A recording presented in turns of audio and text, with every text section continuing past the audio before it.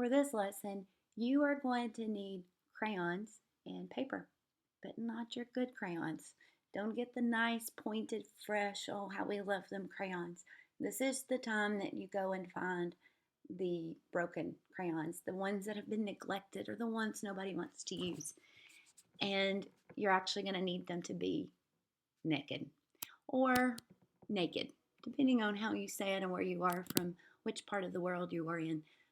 You're going to take the paper off your crayon because we're going to do textures today. And textures in art are the things that you can feel, but you might not can always see them. The crayons, when you rub them across the surface, it distributes the wax from the crayon, which leaves behind the residue and just of the raised places, because textures are created by highs and lows on a surface. So high places are going to be what catches or is where the crayon is distributed, the pigment is going to hold to. The low places, it's not going to stick to unless you dig down into it. And at that point, you're just coloring in the space. So what you will do is go out into your home, go out into your yard, go look for things that you can find texture on. And the best way to capture that texture is to take a piece of paper, lay it on the surface, and then with the crayon completely laying flat to that surface on its side, you're just going to gently rub it across the surface. And this is going to give you your texture.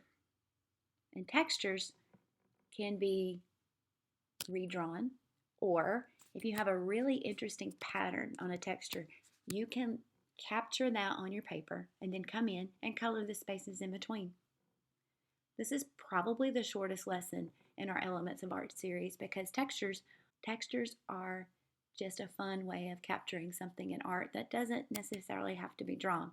Now, once you get your texture, you could practice recreating that texture by drawing it or doodling it. Sometimes you find interesting patterns that you wouldn't have picked up on before or you wouldn't have noticed until you capture it with a texture or a texture rub. Our worksheet today with our Bible verse is found in Psalms 56, verse 3. And it says, "When I am afraid, I put my trust in you." And this is something that we can always count on and rely on God when we trust Him to be our peace and safety. We can trust God. This is the word that we're going to focus on from this verse. We trust God. We can put our trust in Him. When we are afraid, when we may not even know what is happening around us, we might not can see it. We just feel it, and we know that when you feel afraid, put your trust in God. This is just a great reminder to trust God.